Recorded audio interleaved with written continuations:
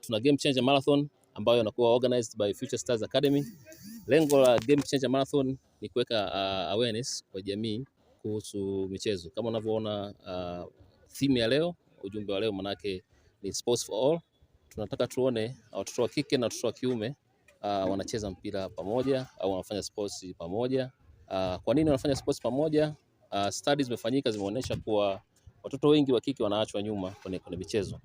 Sasa na wana vipaji na saizi michezo ni ajira, michezo ni afya, michezo ni umoja, ina faida nyingi. Kwa hiyo maana lengo letu sisi ni kuhakikisha kwa jamii inatambua umuhimu wa kucheza kwa watoto ambao ni wote wa kike na wa kiume na wana fursa sawa na wakiwezeshwa maana wanacheza. Kwa tumekimbia leo tuna kilomita 2.5 kwa watoto wadogo na tutakuwa na zawadi za watoto ambazo zitakuwa ni hizo mabegi, madaftari kwa sababu wengi ni wanafunzi.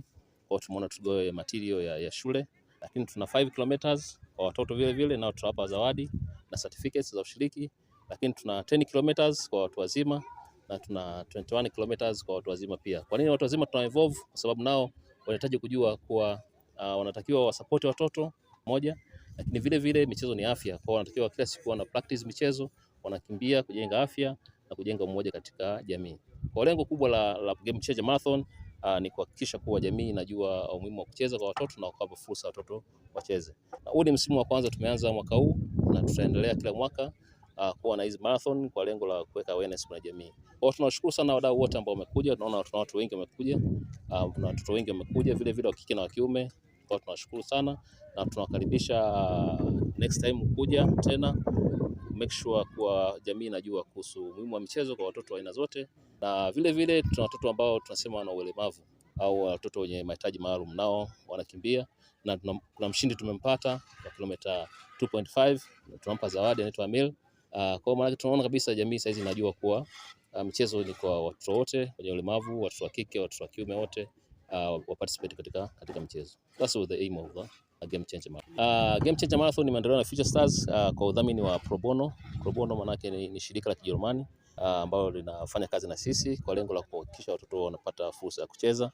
Watoto gani ambao tume-involve? Tumeenda watoto wa Arusha yote, tume-invite watoto kutoka Arumeru wamekuja, lakini watoto kutoka Monduli wamekuja. Tuna shule 3 za Monduli, 4 za Monduli zimekuja zote nazo kushiriki katika Game Changer Marathon. Kwa hiyo tuna idadi ya watoto kama 600 na watu wazima. Kwa maana tumefika ile idadi ambayo tulitaka idadi ya watu 600 lakini tumefikisha 600. Kwa tunashukuru Mungu, mwitikio umekuwa mkubwa kwa wazazi na jamii. Kwa vile vile tunahamasisha watu wengine waendelee kuja kwenye michezo. Nasema sport. Wale wenye ulemavu manake wenye mahitaji maalum ni ndani ya jiji. Tunafanya activities za shule. Tuna shule 4 ambazo tunazo activities nao wamekuja kushiriki. Hizo shule manake tuna Igboru, tuna shule ya Temi, tuna shule ya Kaloleni na shule ya Tengelu special need.